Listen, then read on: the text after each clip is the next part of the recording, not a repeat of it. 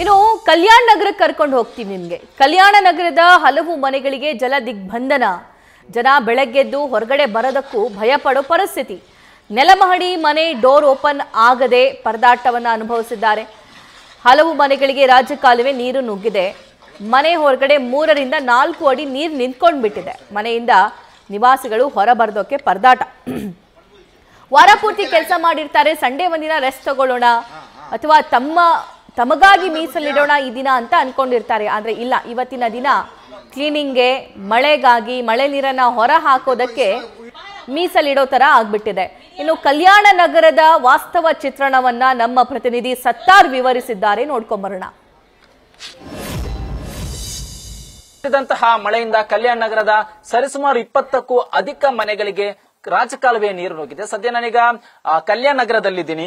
ಇಲ್ಲಿರುವ ದೃಶ್ಯವನ್ನು ಯಾವ ರೀತಿಯಾಗಿದೆ ಅಂತ ತೋರಿಸ್ತಾ ಹೋಗ್ತೀನಿ. ಇದು ನೆಲಮಹಡಿಯಲ್ಲಿರುವಂತಹ ಮನೆಯ ಚಿತ್ರಣ. ಮನೆಯ ಬೆಡ್ರೂಮ್ ಇದು. ಬೆಡ್ರೂಮ್ ನಲ್ಲಿ ಯಾವ ರೀತಿಯ ನೀರು ನಿಂತಿದೆ ಅನ್ನೋದನ್ನ ನೀವು ನೋಡ್ತಾ ಇರಬಹುದು. ಬೆಡ್ರೂಮ್ ಆಗಿರಬಹುದು, ಕಿಚನ್ ಆಗಿರಬಹುದು, ವಾಶ್ರೂಮ್ ಆಗಿರಬಹುದು, ಎಲ್ಲೆಡೆ ಕೂಡ ನೀರು ನಿಂತಿದೆ. ಪ್ರಮುಖವಾಗಿ ಇದು ರಾಜಕಾಲುವೆ ನೀರು, ಅಂದ್ರೆ ಕೊಳಚೆ ನೀರು ಆಗಿರೋದ್ರಿಂದ ಜನರಿಗೂ ಕೂಡ ಅನಾರೋಗ್ಯದ ಭೀತಿ ಕಾಡ್ತಾ ಇದೆ. ಇದನ್ನ ಮನೆ ಒಳಗೆ ದೃಶ್ಯ, ಯಾವುದೋ ನದಿಯ ದೃಶ್ಯದಂಗೆ ನಿಮ್ಗೆ ಕಾಣ್ತಾ ಇರಬಹುದು. ಬಟ್ ಇದು ಮನೆ ಒಳಗೆ ಇರುವಂತಹ ದೃಶ್ಯ.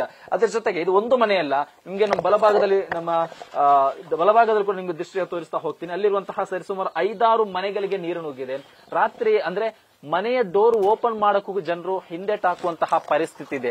ಮನೆಯ ಡೋರ್ ಓಪನ್ ಮಾಡಿದ್ರೆ ಎಲ್ಲಿ ಮತ್ತೆ ನೀರು ನುಗ್ಗುತ್ತೋ ಅನ್ನೋ ಆತಂಕ ಕೂಡ ಇಲ್ಲೇ ಜನರನ್ನು ಕಾಣ್ತಾ ಇರುವಂತದ್ದು. ಪ್ರಮುಖವಾಗಿ ನಿನ್ನೆ ರಾತ್ರಿ ಸರಿಸುಮಾರು 1 ಗಂಟೆಗಳ ಕಾಲ ಸತತವಾಗಿ ಸುರಿದ ಮಳೆಯಿಂದ ರಾಜಕಾಲುವೆ ನೀರು 20ಕ್ಕೂ ಅಧಿಕ ಮನೆಗಳಿಗೆ ನುಗ್ಗಿತ್ತು. ನೆಲಮಹಡಿಯಲ್ಲಿರುವಂತಹ 20ಕ್ಕೂ ಅಧಿಕ ಮನೆಗೆ ನುಗ್ಗಿದ್ರಿಂದ ಜನರು ಕೂಡ ದೊಡ್ಡ ಮಟ್ಟದಲ್ಲಿ ಜಲಸಂಕಷ್ಟ ಎದುರಾಗಿತ್ತು. ಬಟ್ ಸದ್ಯಕ್ಕೆ ಒಂದು 10 ಮನೆಯ ನೀರು ಕ್ಲಿಯರ್ ಆಗಿದೆ. ಇನ್ನು ಕೂಡ 10 ಮನೆಯಲ್ಲಿ ನೀರು ಅದೇ ರೀತಿ ಇರುವಂತದ್ದು. ಜನರು ನೆಲಮಹಡಿಯಲ್ಲಿರುವಂತಹ ಜನರೇನಿದ್ದಾರೆ, ಒಂದು ಕಡೆ ಬೇರೆಡೆ ಶಿಫ್ಟ್ ಆಗಿದ್ದಾರೆ, ಮತ್ತೊಂದು ಕಡೆಯಲ್ಲಿ ಡೋರ್ ಅನ್ನು ಕ್ಲೋಸ್ ಮಾಡಿದ್ದಾರೆ. ಇಲ್ಲಿ ಪ್ರಮುಖ ಕಾರಣ ಏನಂದ್ರೆ, ಇಲ್ಲಿ ಪಕ್ಕದಲ್ಲೇ ಒಂದು 500 ಮೀಟರ್ ಡಿಸ್ಟೆನ್ಸ್ ನಲ್ಲಿ ಒಂದು ರಾಜಕಾಲುವೆ ಇದೆ. ಆ ರಾಜಕಾಲುವೆ ನೀರು ನುಗ್ತಾ ಇರುವಂತದ್ದು.